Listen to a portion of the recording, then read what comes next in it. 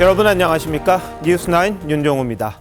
지금 국회에서는 전운이 감돌고 있습니다. 동물국회니 뭐니 하면서 국회가 싸움판이 된 적이 한두 번이 아닙니다만 이번에는 거대 의석을 앞세운 야당의 거센 공세에 소수 여당 국민의힘은 속수무책입니다.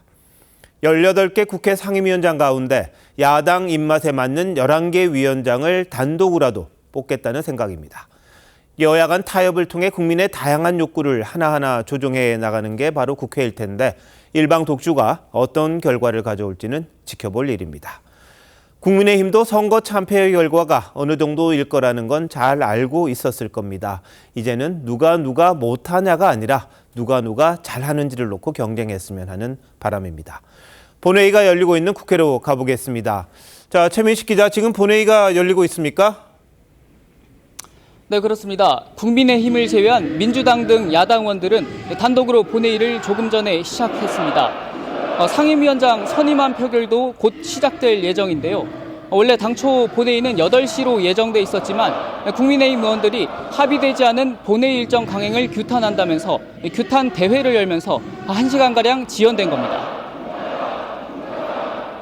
국민의힘 의원들은 우원식 의장이 이재명 대표 방탄을 위한 폭거에 협조하고 있다며 사퇴를 요구했습니다. 현재 민주당은 여당을 제외한 다른 야당과 함께 앞서 예고했던 것처럼 법사위, 운영위, 과방위 등 11개 상임위원장을 먼저 자신들 몫으로 선출하는 안을 표결 절차를 진행 중입니다. 앞서 우 의장 중재로 여야 원내대표들이 만났지만 의견 차이를 좁히지 못했습니다. 관례에 따라 운영위와 법사위를 가져와야 주장했던 국민의힘은 법사위를 양보하면 운영위와 과방위를 내주겠다며 막판 타협안을 제시했지만 민주당이 거부하면서 결국 표결 강행으로 이어졌습니다. 민주당이 오늘 11개 상임위원장을 선출하면 나머지 위원장들 어떻게 되는 겁니까? 민주당은 국민의힘이 끝까지 원 구성에 협조하지 않으면 여당 몫으로 남겨뒀던 나머지 7개 상임위원장들도 모두 민주당이 가져가겠다고 엄포해둔 상태입니다. 민주당은 지난 21대 국회 전반기 때도 단독으로 원 구성에 나선 바 있는데 당시엔 법사위 등 6개 상임위원장을 먼저 단독으로 선출하고 2주 뒤에 나머지 상임위원장까지 선출했습니다. 국민의힘은 모든 방안을 동원해 싸울 것이라고 했지만 국회 보이콧 외에는 뚜렷한 대안은 사실상 없는 상태입니다. 지금까지 국회에서 TV조선 최민식입니다. 국회 본회의에 앞서 우원식 국회의장은 국회를 찾아온 정진석 대통령실 비서실장을 만났습니다. 우 의장의 취임을 축하하는 자리였지만 대통령의 거부권 행사를 두고 신경전이 펼쳐졌습니다. 민주당의 상임위원장 단독 표결에 마땅한 대응책이 없는 국민의힘, 상임위 대신 당내 특위를 통해 현안 대응에 나섰습니다. 이채림 기자입니다. 윤석열 대통령의 축하난을 주고받은 정진석 비서실장과 우원식 국회의장은 서로를 향한 친분을 강조했습니다. 형님 마음을 이렇게 지내서 그래 말이에요. 이렇게 만나는 것도 굉장히 반갑네요. 우 의장님하고는 얼굴 붉힌 적이 한 번도 없었어요. 하지만 우 의장이 대통령 제2요구, 즉 거부권 행사 최소화를 요구하면서 긴장감이 흘렀습니다. 거부권의 사용은 좀 더 신중해야 되는 거 아닌가. 정부를 위해서도 또 우리나라의 민주주의를 위해서도 그게 더 바른 길이다. 정 실장은 국민은 여야가 대화와 타협으로 법안을 통과시키는 걸 보고 싶어 한단 말로 야당이 강행 처리한 법안은 거부권 행사가 불가피하다는 점을 강조했습니다. 대통령은 헌법 수호자로서 제2요구권을 권한으로만 생각하는 것이 아니라 이것은 동시에 책무에 해당하는 것이다. 야당의 상임위원장 단독 표결을 막지 못한 국민의힘은 상임위를 대신할 당내 특위 활동을 시작했습니다. 미디어 특위는 첫 회의를 열고 야당이 예고한 방송 3법은 방송 장악용 악법이라고 지적했습니다. 공영방송은 어떠한 권력으로부터도 독립적이어야 하며 정치 권력뿐만 아니라 노조 권력으로부터도 자유스러워야 합니다. 여당이 연금과 의료개혁 등 주요 현안을 당내 특위에서 논의하고 국회 상임위는 거부한다는 전략을 세우면서 당분간 국회 파행 운영이 불가피할 전망입니다. TV조선 이채리입니다. 민주당은 대선에 출마하려는 당대표 사퇴 시한에 예외 조항을 두는 당헌 개정안을 의결했습니다. 이재명 대표의 연임을 전제로 2년 뒤 지방선거까지 공천권을 행사할 수 있게 하려는 맞춤형 개정 아니냐, 이런 비판이 나왔었죠. 원조 친명계로 꼽히는 김영진 의원마저 공개적으로 비판했습니다. 최지원 기자입니다. 더불어민주당 최고위원회가 대선 출마 예정인 당대표는 선거 1년 전 사퇴해야 한다는 규정에 예외 조항을 넣는 개정안을 의결했습니다. 상당한 사유가 있을 경우 달리 정할 수 있다는 단서가 추가된 겁니다. 당대표 최고위원회 사퇴와 관련해서는 이 예외 조항이 없기 때문에 이번에 손을 보는 것이다. 이번 개정으로 이재명 대표는 당대표를 연임하더라도 2026년 6월 지방선거 공천권을 행사하고 대선 출마 때 사퇴 시점을 늦출 수 있는 길이 열리게 됐습니다. 이 대표 맞춤용 개정이란 비판에 비공개 최고위에선 더 심사숙고해야 한다는 의견도 있었지만 강경파들 주장에 묵살된 걸로 알려졌습니다. 원조 친명계인 김영진 의원은 특정인을 유리하게 하는 것이라며 이재명 대표가 연임 자체를 안 했으면 좋겠다고 직격했습니다. 우상호 전 의원 역시 대권 후보가 당권까지 가질 경우 분당까지 가는 경험도 했다며 최근 당 움직임을 비판했습니다. 권한을 강화시켜 주려고 하다가 오히려 내부 분란이 생겨서 대권 과도에 더 나쁜 영향을 미치는데 도대체 이런 아이디어를 누가 낼까? 왜 지금 시점에 이런 쓸데없는 주장들을 하고 있나? 민주당은 부정부패로 기소될 경우 당직을 자동 정지한다는 규정도 삭제했는데 모두 이재명 대표의 대권 가도를 위한 포석이라는 해석이 나왔습니다. TV조선 최주원입니다.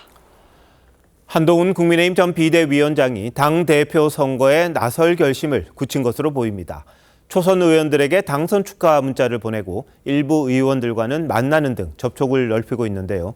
최근엔 친소 관계보다 공적 관계가 중요하다는 말을 강조했다고 합니다. 이게 무슨 뜻인지 한송원 기자가 취재했습니다. 국민의힘 한동훈 전 비대위원장이 일부 초선 의원들에게 보낸 문자 메시지입니다. 의정 활동 시작을 축하한다는 내용입니다. 한 전 위원장은 최근 당내 의원들과도 잇따라 만남을 이어가는 것으로 알려졌습니다. 원외 위원장이나 친한계 인사들을 넘어 원내 의원들에게도 스킨십을 넓혀가고 있습니다. 한 전 위원장은 최근 한 의원과의 만남에서 정치에서도 친소 관계보단 공적 관계가 중요하다고 강조한 것으로 전해졌습니다. 특히 윤 대통령과의 갈등설에 대해서도 대통령과의 사적 관계는 국민들에게 중요치 않을 것이라는 취지로 말한 걸로 알려졌습니다. 저는 공적인 임무를 수행하는 데 있어서 사적인 어떤 관계를 결부시키거나 그것에 영향받는 것을 좋아하지 않습니다. 한 전 위원장은 징역 9년 6개월을 선고받은 이화영 전 부지사와 이재명 대표를 공범으로 지목하는 글을 올리는 등 이 대표 비판도 이어가고 있습니다. 다만 여권에선 한 전 위원장 출마에 부정적인 의견도 나왔습니다. 내가 내 동생 같으면 못 나오게 하죠. 정신 좀 길게 봐야 됩니다.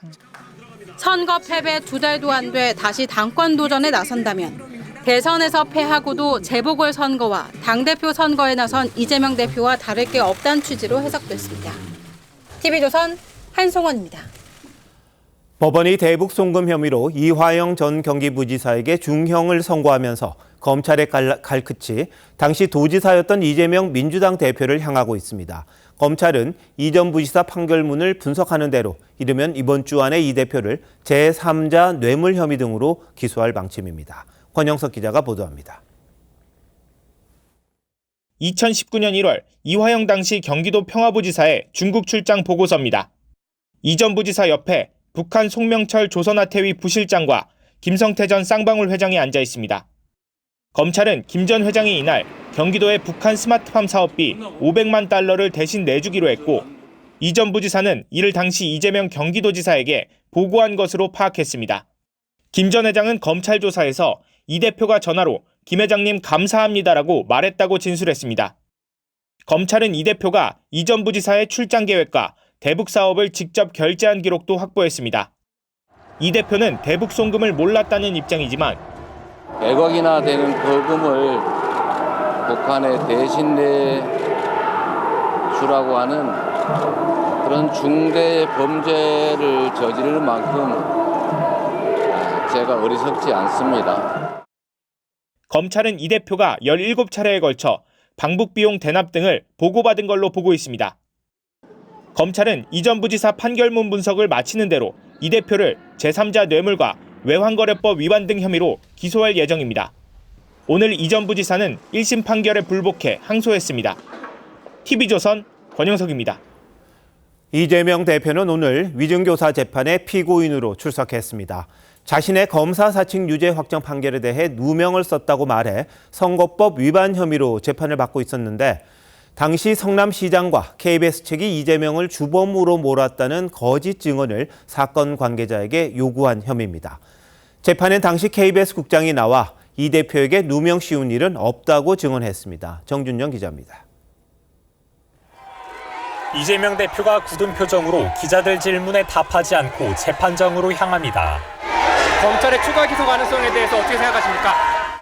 이 대표는 지난 2002년 당시 최초로 KBS PD와 함께 검사를 사칭해 2004년 대법원에서 최종 유죄 판결을 받았습니다. 하지만 이 대표는 2018년 경기지사 선거 당시 누명을 썼다고 말해 허위 사실 공표로 재판에 넘겨졌습니다. 당시 이 대표는 김병량 전 성남시장의 비서였던 김모 씨에게 성남시와 KBS가 이재명을 주범으로 몰기로 했다는 허위 증언을 하도록 지시한 혐의로 재판을 받고 있습니다. 김 씨는 위증한 사실을 인정한 바 있습니다. 오늘 재판에 나온 남모 전 KBS 기획제작국장도 이재명에게 누명을 씌우기 위해 김병량 시장과 협의한 적 없다고 증언했습니다. 이 대표 측은 당시 남 국장이 김 전 시장에게 연락을 시도한 점을 들어 KBS와 성남시 공모 의혹을 주장했지만 남 전 국장은 선거 끝나고 보자는 말만 들었을 뿐 실제로 김 전 시장을 접촉한 적은 없다고 반박했습니다. TV조선 정준영입니다. 보신 것처럼 이재명 대표의 사법 리스크가 커지면서 민주당의 대응 수위도 높아지고 있습니다. 수사검사 탄핵까지 시사했던 민주당은 이번엔 재판부를 압박하고 있습니다. 이화영 전 부지사를 수사한 검찰의 무리한 주장을 재판부가 그대로 받아들였다는 건데 강성 지지층에선 법관 탄핵까지 거론합니다. 최홍국 기자의 보도입니다. 민주당 장경태 최고위원은 당 공개회의에서 이화영 전 부지사 측 변호인이 판결 직후 법원 판단을 비판하는 영상을 틀었습니다. 객관적 증거는 깡그리 무시하고 쌍방울의 주가 조작 혐의를 눈감아준 것으로밖에 볼 수 없습니다. 그동안 검찰을 향한 공세에 집중했던 민주당이 이 전 부지사 실형 선고 이후 사법부까지 흔들기에 나선 겁니다. 판사 출신인 김승원 의원은 자신의 SNS에 판결문에 판사의 편향된 가치관과 독선, 오만으로 가득 찼다며 재판부를 통제할 수 있는 방안을 검토하겠다고 했습니다. 박찬대 원내대표도 김 의원의 글을 공유했고 다른 글에선 심판도 선출해야 한다고 가세했습니다. 문제가 되는 이런 수사, 무리한 재판 이런 것을 막기 위해서 우리가 어떤 입법적인 대책을 강구해야 할 것인지 추후 논의를 하기로 했습니다. 강성 지지층에선 판사의 실명을 거론하며 해당 판사의 이름을 넣은 탄핵법을 발의하자는 주장까지 나왔습니다. 이재명 대표는 관련 질문에 오늘도 침묵했습니다. 1심 선고 관련해서 입장을 좀 미루시는 이유가 좀 따로 있으신가요? 네, 감사합니다. 민주당이 검찰에 이어 법원을 향해서까지 전면 공세에 나서면서 이 대표 방어를 위해 사법 시스템 전체를 흔들려 한다는 비판이 나옵니다. TV조선 최원국입니다. 형사사건으로 재판을 받는 피고인이 대통령에 당선되면 재판이 중단되는지가 정치권의 이슈로 떠올랐습니다. 국민의힘이 이재명 민주당 대표의 사법 리스크를 부각하고 나선 건데 피고인이 대통령에 당선될 경우 진행 중인 재판은 어떻게 되는 건지 따져보겠습니다. 자, 김자민 기자, 이번 논란에 불을 당긴 게 바로 한동훈 전 비대위원장이죠? 네, 한동훈 전 위원장은 지난 토요일 자신의 SNS에 피고인이 대통령이 될 경우 그 재판이 중단되는 걸까라는 물음을 던졌습니다. 이화영 전 부지사가 1심에서 중형을 선고받은 다음 날입니다. 한 전 위원장은 헌법 84조에서 소추에 재판이 포함되느냐의 해석 문제라고 덧붙였습니다. 헌법 제84조는 대통령은 내란 또는 외환의 죄를 제외하고는 재직 중에 형사상 소추를 받지 않는다는 조항입니다. 자, 그럼 이 소추에 재판이 포함되느냐 안 되느냐 이게 관건이잖아요. 자, 형사상 소추 정확히 어떤 겁니까? 네, 형사상 소추는 피의자에 대한 재판 회부를 뜻합니다. 쉽게 말해서 헌법 제84조의 의미는 대통령직에 있는 5년간 반역죄가 아닌 이상 기소할 수 없다는 겁니다. 헌법에는 대통령을 향해서 기소를 할 수는 없다. 이건 명확한 것 같아요. 그런데 이미 진행 중인 재판을 어떻게 할 거냐 이게 논란인 거죠. 네, 헌법학자들도 크게 역사적 해석과 문헌적 해석으로 의견이 팽팽히 맞섭니다. 재판이 중단돼야 한다는 쪽에선 헌법 84조의 입헌 목적이 국가 원수를 형사법정에 세우는 건 아니라는 데서 출발했다고 주장합니다. 헌법 제정자의 의도는 대통령을 형사법정에 세우는 건 아니다. 헌법 제정자의 의도대로 해석을 한다면 재판도 형사법정에 세우는 것이니까 안 하는 게 맞지 않느냐. 이게 역사적 해석이 될 겁니다. 반면 엄밀하게 헌법 조문만으로 해석하면 형사상 재판이 정지된다는 것을 찾아볼 수 없다는 반론도 있습니다. 문헌상으로 해석을 하면은 헌법과 법률 어디에도 대통령의 형사상 특권으로 임기 시작 전에 소추된 것에 대해서 재판이 정지된다는 규정을 찾아볼 수가 없기 때문에 재판은 계속 진행된다. 이렇게 해석이 된다는 겁니다. 헌법에서 소추의 범위를 명확하게 했다면 이런 논란이 없을 텐데 왜 그때는 이런 걸 정하지 않았을까요? 네, 유력 차기 대선 주자가 여러 건의 형사 재판을 받는 사례를 우리 헌법이 예상하지 못했기 때문입니다. 주요 정당에서 피고인이 대선에 출마한 경우는 지난 2017년 19대 대선 당시 홍준표 자유한국당 후보뿐입니다. 당시도 헌법학자들의 의견이 엇갈렸지만 홍 후보가 선거에서 낙선하고 무죄 확정 판결을 받으면서 논란은 수그러들었습니다. 우리처럼 대통령 불소추 특권을 가진 외국도 있습니까? 네, 주요 국가 중에 대통령 불소추 특권을 명문으로 인정한 나라는 프랑스 정도입니다. 헌법 제67조에 따라 재판은 중단되지만 대통령 임기가 끝나면 재판이 재개됩니다. 우리는 피고인이 대통령 당선 뒤 재판이 중단된다고 하더라도 임기가 끝나고 재판이 재개되는지도 명시돼 있지 않습니다. 더 명확하고 구체적으로 헌법에 규정하려면 개헌이 필요한데 사실상 어려운 부분입니다. 법원의 책임이 큰 것 같습니다. 대선 전까지 유죄든 무죄든 결론을 내는 게 이런 논쟁을 없애게 하는 그런 이유가 되겠군요. 네, 김자민 기자 잘 들었습니다.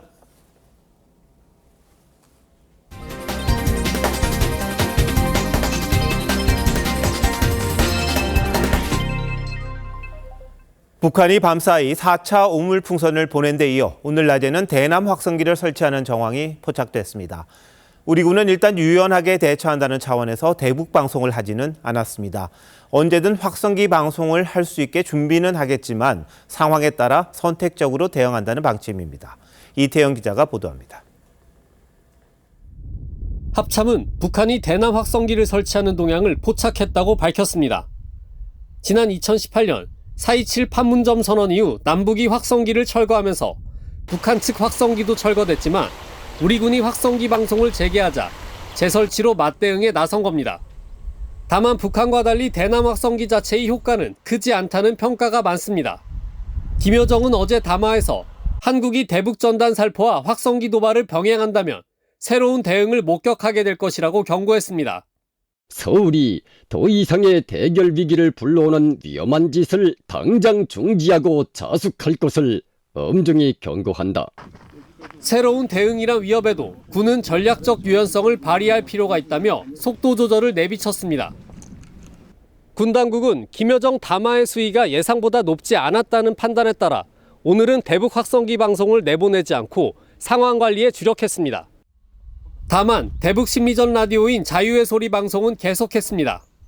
심지어 결혼할 배우자까지 북한 정권이 정해줍니다. 인간답게 살 권리를 모두 빼앗아버린 거잖아요. 경기 파주 접경 지역에선 이동형 확성기를 점검하는 모습도 포착됐습니다.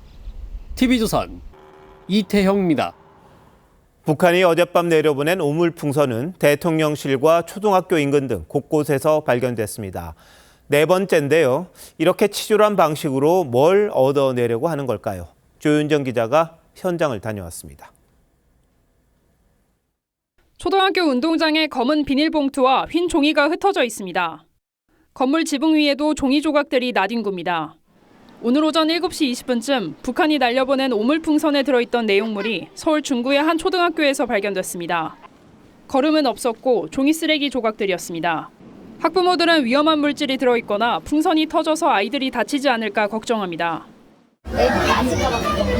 신경소리 나서요. 애들한테 떨어질까 봐. 학교에 떨어졌다는 상상도 나요.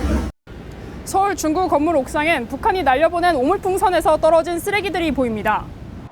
어제 새벽부터 오늘 오전 사이 서울 용산 대통령실에서 직선거리로 1km도 떨어지지 않은 국립중앙박물관, 용산구청에서도 북한 쓰레기들이 발견됐습니다. 이게 막 아무 데나 떨어지겠네. 그 안에 뭐 폭발물이나 뭐 위험한 거 들어있을까 봐. 그거 애들이 놀래서요. 군 당국은 지난달 28일 이후 북한이 날려보낸 오물풍선이 1,600여 개라고 밝혔습니다. TV조선 조윤정입니다. 한미 국방부가 미 핵전력을 공동으로 운영하는 가이드라인을 발표했습니다. 북한의 핵 공격이 임박했을 경우 미국의 핵폭탄을 실은 전략 자산이 한반도에 전개되는데 과거 우리 군이 미군 전력을 보좌하는 데 그쳤다면 이젠 작전 기획부터 실행까지 공동으로 참여합니다. 이런 훈련을 오는 8월 을지 자유의 방패 연합연습 때 처음 실시하기로 했습니다. 윤동빈 기자의 보도입니다. 미 공군의 초음속 전략폭격기 B-1B 랜서가 지난 5일 7년 만에 한반도에서 공대지 정밀 유도탄 제이담 투하 훈련을 실시하는 모습입니다. 우리 공군 F-15K는 호위 비행을 했습니다. 한반도에 전개된 미 전략 자산을 호위하는 데 그쳤던 우리 전투기들이 앞으로는 미군과 동등한 자격으로 핵 작전에 참여하게 됩니다. 핵 타격 계획부터 목표 지점의 방공망 무력화를 포함한 미군의 핵 작전을 한미 동맹이 공동 실행하는 지침을 양국 국방부가 오늘 발표했습니다. 핵 재래식 통합을 위한 공동 기획과 실행 방안을 논의하고 미국의 핵 작전에 한국의 첨단 재래식 전력을 통합하는 것이 한미 국방부 간의 핵 협의 그룹 NCG는 지난해 한미 정상의 워싱턴 선언을 토대로 만들어졌는데 세 차례 협의를 거쳐 북핵 대응의 가이드라인인 공동 지침이 마련된 겁니다. 그동안 정치권 일각에선 미국이 핵무기를 제공하고 동맹국이 전투기나 잠수함을 통해 발사하는 나토식 핵공유 필요성이 제기되었지만 미국은 한반도에 핵무기를 배치할 계획은 없다고 했습니다. 한미군 당국은 공동 핵 작전을 위한 고위급 시뮬레이션 훈련을 오는 8월 을지 자유의 방패 연습 전 실시하기로 했습니다. TV조선 윤동빈입니다. 의정 갈등이 또 한 번 극에 달할 조짐입니다. 의료계 총파업이 초읽기에 들어가자 정부가 개원이들에게 휴진 없이 진료를 실시하라는 명령을 내렸습니다. 초강경 대응을 예고한 건데요. 하지만 의료계 전면 휴진 움직임은 확산 일로입니다. 최현영 기자가 설명드리겠습니다. 오는 18일 의료계의 총파업 예고에 정부는 동네 병원들의 휴진 참여 차단에 나섭니다. 개원이에 대한 진료 명령과 휴진 신고 명령을 내립니다. 휴진율이 30%를 넘을 경우 업무 개시 명령을 내릴 예정이고 의사협회를 향해선 집단 행동을 유도한다며 공정거래법 위반 여부 검토에도 착수했습니다. 명령 불복 시 개원이들도 형사처벌 및 면허 취소의 대상까지 될 수 있습니다. 하지만 총파업은 확산되는 분위기입니다.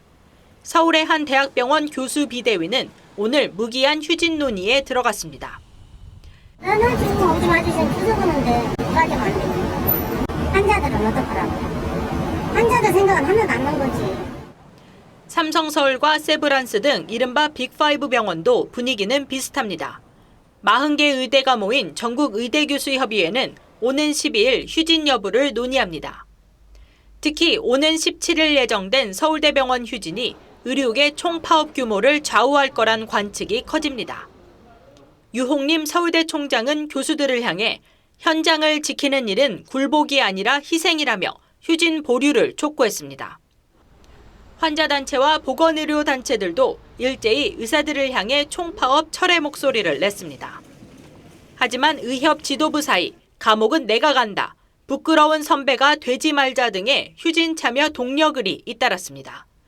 TV조선 최은영입니다. 지난해 12월 김건희 여사가 최재형 목사로부터 명품을 수수했다는 의혹이 제기되자 한 시민단체가 권익위원회에 윤석열 대통령 부부를 청탁금지법 위반으로 신고했는데요. 권익위가 오늘 제재 규정이 없다며 종결 처리했습니다. 아시는 것처럼 검찰은 이 사건에 대해서 전담 수사팀을 꾸려 수사를 진행 중인데요. 야당은 결국 특검이 답이라고 비판했습니다. 홍현주 기자가 전하겠습니다. 국민권익위원회가 오늘 오후 긴급 브리핑을 열고 김건희 여사의 명품 수수 의혹과 관련해 수사기관에 이첩하거나 송부하지 않고 종결 처리하기로 결정했다고 밝혔습니다. 청탁금지법상 배우자 처벌 규정이 없어 조사 대상이 아니라고 판단했다는 겁니다. 청탁금지법상 공직자 등의 배우자의 제재 규정이 없기 때문에 종결 결정하였습니다. 지난해 12월 참여연대 신고가 접수된 뒤 권고기한인 90일을 넘겨 117일 만에 처리했습니다. 청탁금지법은 공직자와 배우자가 연간 300만 원 초과한 금품을 받는 걸 금지하고 있지만 신고하지 않은 공직자 당사자에 대해서만 3년 이하 징역, 3천만 원 이하 벌금에 처한다고 규정하고 있습니다. 또 권익위는 청탁금지법 시행령 14조에 따라 언론 보도 이외에 새로운 증거가 없고 추가 조사가 필요하지 않다고 판단해 종결했다고 덧붙였습니다. 민주당은 권익위가 권력의 시녀로 전락했다며 조속히 김건희 특검법을 통과시켜야 하는 이유라고 비판했습니다. 결국 특검으로 가야 김건희 여사를 둘러싼 의혹의 시시비비를 가릴 수 있음을 분명히 보여줍니다. 국민의힘은 김 여사는 민간인 신분으로 당연한 결과라고 했습니다. TV조선 홍현주입니다. 이른바 청담동 술자리 의혹은 허위로 판명이 났고 검찰이 수사 중이죠. 검찰이 해당 의혹을 인터넷 매체에 제보했던 첼리스트의 전 남자친구를 협박 혐의로 수사 중인 것으로 전해졌습니다.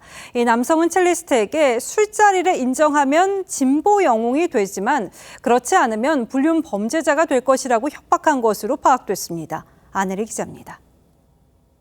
지난 2022년 김의겸 전 민주당 의원과 한 온라인 매체는 청담동 술자리 의혹을 제기했습니다. 윤석열 대통령과 한동훈 당시 법무부 장관이 김앤장 변호사 30여 명과 심야 술자리를 가졌고 첼리스트 A씨가 함께 있었다는 주장이었습니다. 그 자리에는 그랜드 피아노가 있었고 첼로가 연주됐습니다. 기억나십니까? 첼리스트는 술자리 의혹은 사실이 아니라고 밝혔습니다. 윤석열 대통령님, 한동훈 법무부 장관 전혀 오지 않았었고요. 저는 그래서 본 적이 없어요. 검찰은 최근 최초 제보자이자 첼리스트 전 남자친구 이모 씨를 강요미수 혐의로 수사 중입니다. 이 씨가 첼리스트 A 씨에게 술자리를 인정하면 진보 영웅이 되지만 부인하면 불륜 범죄자가 된다. 민주당에서 보호해준다고 한다는 취지의 문자를 보낸 혐의입니다. 검찰은 유튜브 채널 더 탐사 대표 강진구 씨도 협박에 가담한 것으로 보고 있지만 강 씨는 혐의를 부인하고 있습니다. 김의겸 전 의원과 더 탐사 등을 상대로 10억 원대 손해배상 소송을 낸 한동훈 전 장관은 첼리스트를 증인으로 신청했습니다. TV조선 안혜리입니다. 지난 2019년 문재인 정부는 귀순 의사를 밝힌 탈북민 2명을 북에서 살인을 저질렀다는 이유를 들어서 강제 북송했죠. 이 일로 당시 대통령 비서실장과 국가안보실장, 국정원장, 통일부 장관 등이 재판을 받고 있는데요. 그동안 국가안보를 이유로 비공개로 진행되던 재판이 오늘 공개 재판으로 전환됐습니다. 강제 북송은 국가안보실 주도로 진행됐다는 진술이 나왔습니다. 황병준 기자가 보도합니다. 사복 차림의 경찰 특공대가 탈북어민 2명을 끌고 군사 분계선으로 향합니다. 탈북민은 운명을 직감한 듯 다리에 힘이 풀려 바닥에 주저앉습니다. 2019년 11월 문재인 정부가 탈북어민을 강제 북송할 당시 영상입니다. 검찰은 지난해 2월 강제 북송에 관여한 혐의로 노영민 전 대통령 비서실장, 정의용 전 국가안보실장, 서훈 전 국정원장, 김현철 전 통일부 장관을 기소했습니다. 11월 시작된 재판은 7개월 동안 국가안보를 이유로 비공개로 진행됐는데 국정원 측 증인신문이 끝나면서 오늘부터 공개 재판으로 전환됐습니다. 혹시 오늘 다 공개 재판인데 한 말씀만 좀 부탁드리겠습니다. 오늘 재판에서 김 전 장관 비서관 A씨는 강제 북송을 청와대 국가안보실이 주도했고 통일부는 뒤처리만 했다며 정보 없이 일처리하는 상황을 장관도 불편해했다는 취지로 증언했습니다. 검찰은 청와대 지시를 받은 김 전 장관이 강제 북송 사흘 전 통일부 실국장들에게 탈북어민 송환 절차에 당장 착수하라고 지시했다며 관련 메모를 공개했습니다. TV조선 황병준입니다. 전남 모안에서 SUV 차량이 바다로 추락해서 운전자는 구조되고 어머니와 동승했던 형이 숨졌습니다. 단순 사고인 줄 알았는데 경찰 조사 결과 두 형제가 계획한 사고였습니다. 노모는 치매를 앓았습니다. 박건우 기자입니다. 흰색 SUV 한 대가 바다 쪽으로 달려갑니다. 잠시 뒤 소방차와 해경 순찰차가 잇따라 출동합니다. 앞서가던 SUV가 한 선착장 인근 바다로 추락했기 때문입니다. 차 안에는 40대 운전자와 50대 친형, 70대 노모가 타고 있었습니다. 일가족이 탄 승용차는 선착장에 도착한 지 5분도 채 되지 않아 이곳 바다로 추락했습니다. 이를 목격한 주민은 곧바로 배를 몰고 사고 현장으로 이동해 구조에 나섰습니다.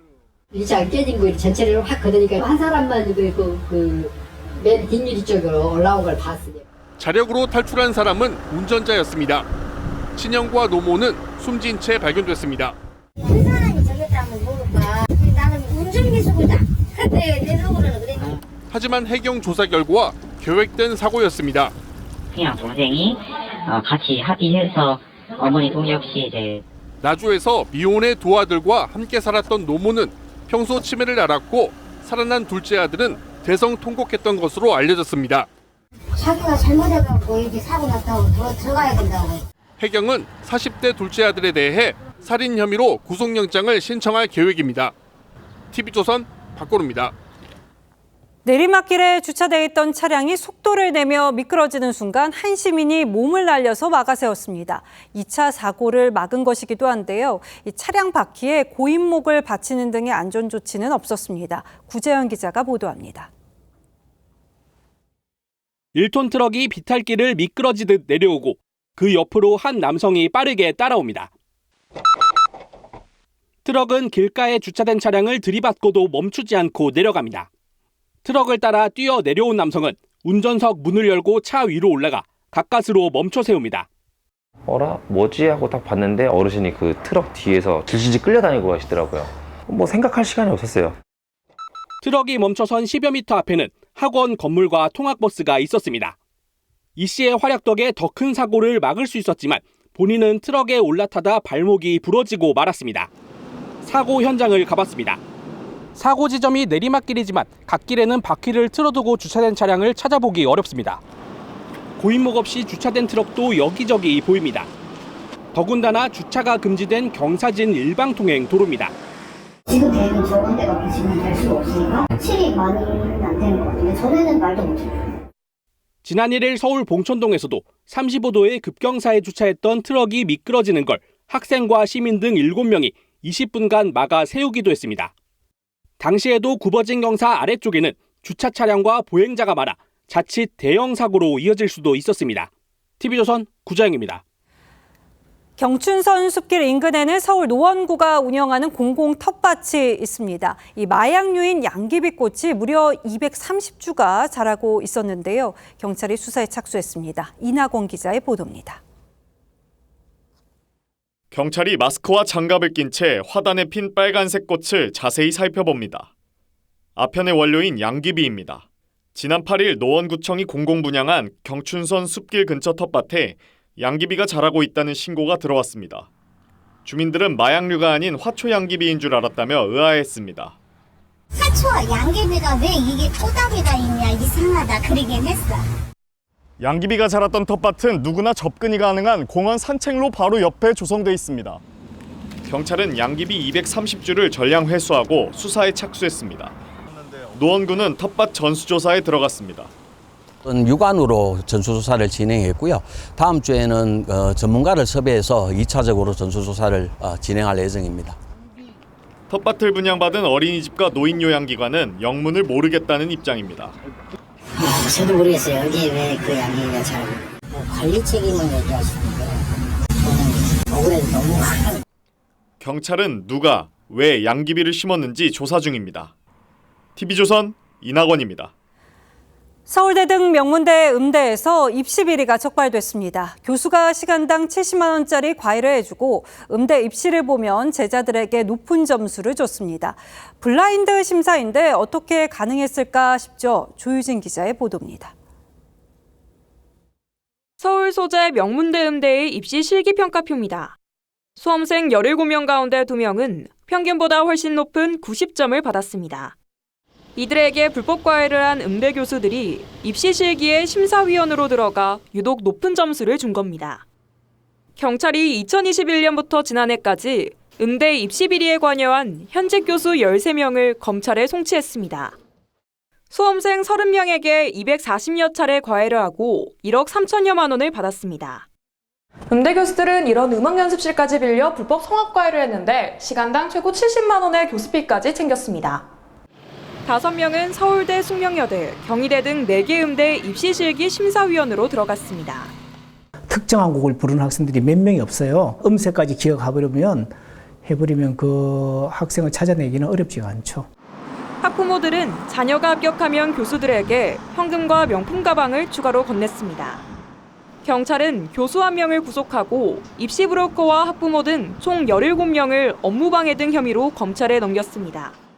교육부 관계자는 입시 비리로 대학에 합격한 학생들에 대해선 학교 측과 논의를 거쳐 입학 취소를 검토하겠다고 밝혔습니다. TV조선 조유진입니다. 대형 입시학원의 교재 끼워 팔기 강매가 어제 오늘 일이 아니죠. 학부모는 불만을 토로하는데요. 공정위가 나서서 조사를 벌였지만 결론은 무혐의였습니다. 왜 이런 결과가 나온 걸까요? 송무빈 기자가 단독 취재했습니다. 중고거래 플랫폼에 올라온 학원 교재들입니다. 한번 펼쳐보지도 않거나 포장도 뜯지 않은 새 책들입니다. 학부모들은 대부분 학원에서 끼워 판 책이라고 말합니다. 유명상 사면 강사일수록 무조건 그 사람 교재를 다 사야 돼요. 안 사면 선생님이 못 들어오게요. 엄마들이 그걸 다 버려지는 거 다 알고 사는 거예요. 학부모 온라인 카페에는 교재비 부담이 너무 심하다며 불만이 폭주하고 한 과목당 한 학기에 50만 원 정도는 들고 등골이 많이 휘죠. 교육당국의 민원도 쏟아지지만 뾰족한 해결책이 없습니다. 수업 왕료는 딱 이거 맥심이 딱 정해졌지 않습니까? 그렇지만은 교재비나 그런 거는 금액을 책정할 수가 없잖아요. 편법이라 볼 수 있겠지만은 항상 그게 딜레마예요. 급기야 지난해 공정거래위원회까지 나섰지만 결론은 무혐의. 역시나 제재할 법 조항이 없다는 이유였습니다. 분명히 공감하는데 시장의 경쟁을 저해해야 되는 등 여러 가지 요건들의 입증이 사실 좀 어렵습니다. 학원들이 학원비 꼼수 인상에 교재비를 악용하면서 이를 규제할 법안 마련이 시급하다는 지적이 나옵니다. TV조선 송무빈입니다. 잠깐만 움직여도 땀이 흐르는 날씨가 벌써 시작됐습니다. 아직 6월 초인데 영남권에는 올 들어 첫 폭염특보까지 내렸습니다. 지난해보다 일주일 정도 빠른 건데요. 올 여름은 또 어떻게 보내나 걱정하지 않을 수 없습니다. 이심철 기자입니다. 대로에서 아지랑이처럼 뜨거운 열기가 솟아오릅니다. 땡볕을 피하기 위해 작업자들은 모자와 두건, 토시로 온몸을 감쌌습니다. 시민들은 양산과 손으로 떼약볕을 가리고 연신 부채질도 해보지만 일찍 찾아온 더위를 막긴 역부족입니다. 진짜 너무 엄청 덥습니다. 너무 덥기 때문에 한 손으로 연 놀고 한 손으로 붙이고 이래야 되게 이 정도 해야 됩니다. 더위를 피해 대형 워터파크와 바닷가를 찾은 시민들도 있습니다. 네, 오늘 더워서 워터파크 방문했는데 물벼락 한번 맞으니까 더위가 싹 날아가는 것 같습니다. 오늘 경주가 34.2도까지 올라갔고 대구 33.4도, 서울 31.1도로 전국 대부분이 30도를 넘었습니다. 대구와 울산 등 영남 일부 지역엔 올해 처음으로 폭염주의보가 내려졌는데 지난해보다 일주일 빠릅니다. 남서쪽에서 따뜻한 공기가 유입되고 낮 동안 강한 일사가 더해지면서 33도 안팎을 오르내리면서 기상청은 이번 주 대구 최고 기온이 36도까지 올라가는 등 당분간 전국적으로 30도가 넘는 더위가 이어질 것으로 내다봤습니다. TV조선 이심철입니다. 윤석열 대통령이 반년 만에 해외 순방을 재개했습니다. 오늘부터 일주일 동안 중앙아시아 3개국을 돌며 핵심 광물 공급망을 비롯한 K-실크로드 협력을 강화한다는 구상입니다. 첫 순방국인 투르크메니스탄에서 김정우 기자가 보도합니다. 투르크메니스탄 아시가바트 공항에 내린 윤석열 대통령 부부를 의장대가 도열해 맞이합니다. 올해 첫 해외 순방으로 지난해 12월 네덜란드 국빈 방문 이후 6개월 만입니다. 중앙아시아 3개국을 일주일 동안 국빈 방문하는 윤 대통령은 핵심 광물 공급망 협력을 위한 K-실크로드 구상을 구체화한다는 계획입니다. 글로벌 복합 위기가 확산되면서 그 전략적 중요성이 더욱 커지고 있는 지역입니다. 남반구와 북반구 저위도의 개발도상국을 뜻하는 글로벌 사우스와 전략적 협력을 확장하기 위해 한중앙아 5개국 정상회의도 창설됩니다. 글로벌 중추 국가로서 대한민국의 외교적 지평을 한층 더 넓히는 계기가 될 것으로 기대합니다. 세계 네 번째 천연가스 보유국인 투르크메니스탄에선 정상회담과 비즈니스 포럼을 통해 에너지 플랜트 분야를 비롯한 교역 확대 기반 구축에 집중할 계획입니다. 교통 인프라 협력, 투르크메니스탄이 추진하는 신규 프로젝트 수주 등도 적극 지원할 계획으로 있습니다. 현직 대통령의 아버지이자 최고 권력자인 인민이사회 의장과의 만남을 끝으로 투르크메니스탄 일정을 마무리하는 윤 대통령은 내일 두 번째 국빈 방문국인 카자흐스탄으로 이동합니다. 아시가바트에서 TV조선 김종호입니다. 정부가 석유 가스정 개발이 추진되는 동해 일대 광구를 재조정하기로 했습니다. 이번에 발견한 새로운 유망 구조에 맞춰 구획을 다시 나눠야 개발이나 해외 투자 유치가 쉽기 때문인데 무엇보다 시급한 예산 확보가 난항입니다. 야당이 쉽사리 돈을 줄 생각이 없어 보입니다. 김지아 기자가 알아봤습니다. 현재 8광구와 6-1 광구 북부, 6-1 광구 중동부 3개 구역으로 나눠져 있는 동해 심해 광구. 석유와 가스 매장 가능성이 가장 높은 것으로 평가되는 대왕고래는 8광구와 6-1 광구 북부에 걸쳐 있습니다. 정부는 이번에 새로 찾은 대왕고래 등 7개 유망 구조에 맞춰 광구를 새로 조정하기로 했습니다. 광구를 다시 분할할 계획이라는 것을 말씀드리겠습니다. 분할된 광구 중심으로 저희가 해외 투자 유치가 이루어질 것이기 때문에 석유공사가 100% 지분을 보유한 동해 심해 광구 개발권을 일단 정부에 반납하고 정부는 석유공사에 새로 짠 광구 개발권을 부여하는 방식입니다. 연말 시작되는 탐사 시추를 위한 준비 작업의 일환이지만 최대 관건인 시추 예산 확보는 여전히 미지수입니다.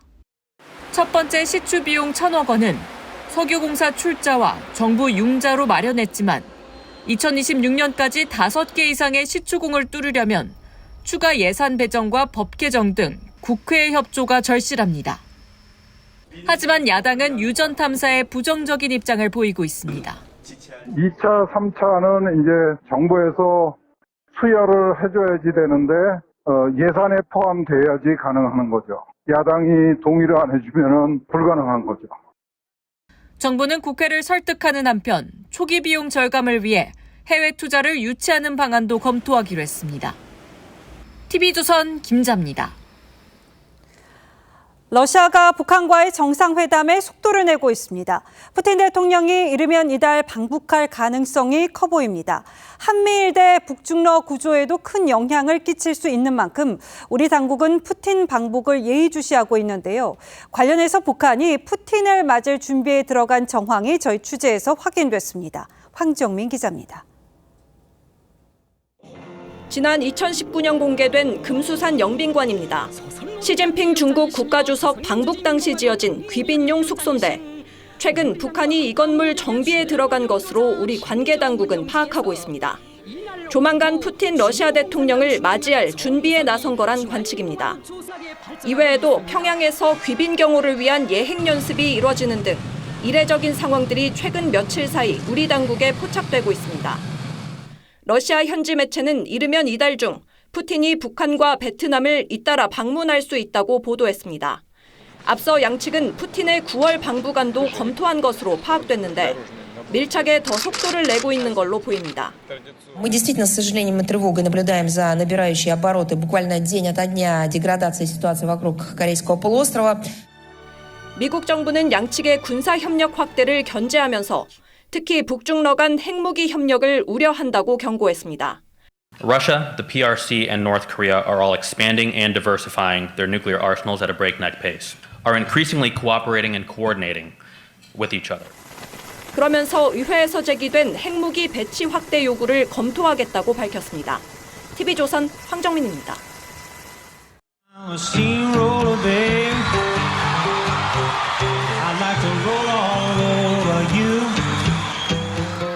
도로공사장에서 아스팔트를 다졌던 증기기관 롤러입니다.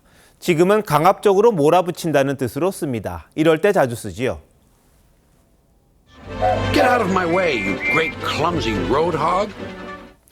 공사장 증기 롤러가 나란히 가는 기관차와 실랑이를 벌입니다. 철길로 들이밀어 화물칸이 전복되고 뒤엉킵니다. 폭발성 화학 물질을 실은 화물 열차가 기관사도 없이 도심을 향해 폭주합니다. 베테랑 기관사가 추격해 세우겠다고 하자 철도회사 부회장이 역정을 냅니다. That train is our property. It's our decision. Now you stop your pursuit or I will fire you. 추미애 의원이 육행시를 올렸습니다. 탄핵만 답이다. 육행시를 보면서 추미애가 이라는 한시가 있었어요. 예. 그런 분이 다음 날 임시의장이 돼 22대 국회 첫 본회의에 의사봉을 잡았습니다. 새 국회가 어디로 갈지 상징적입니다. 민주당은 새 국회 임기가 시작하자마자 1일 1특검식 법안을 쏟아냈습니다. 명품 수수를 비롯한 김건희 여사 관련 7가지 의혹을 한꺼번에 수사하는 종합특검법부터 냈습니다. 언론의 재갈을 물리는 징벌법도 제탕했습니다. 1, 2심 유죄가 나온 조국 사건도 특검을 하겠답니다. 이화영 사건 선고 사흘 전에는 법원까지 압박하는 특검법을 들이밀었습니다. 법원은 중형으로 단죄해 답했습니다. 그런데도 특검법을 내려놓기는커녕 오늘도 재판부를 비난하고 공격했습니다. 이제 방북비 대납을 이재명 대표에게 보고했느냐 여부가 초미의 현안입니다. 부지사가 지사에게 보고하거나 안 하는 둘 중에 어떤 게 더 이치와 상식에 부합하겠습니까? 그 답에 민주당이 이화영 특검에다 검사 탄핵까지 벼르는 이유가 있습니다. 오늘 대선 출마 대표의 사퇴 시한을 바꿀 수 있게 당헌을 고친 것도 마찬가지입니다. 여름 문턱을 넘자마자 연일 6월 더위가 기승을 부립니다. 이번 주 34도까지 치솟는답니다. 함께 숲 그늘이 짙어갑니다. 미움에 오기도 독이 올라 이를 갈며 치솟는 녹음. 날 세워 칼을 가는 복수심만 검푸르러 간다. 6월 10일 앵커 칼럼 오늘 방탄폭주의 계절이었습니다.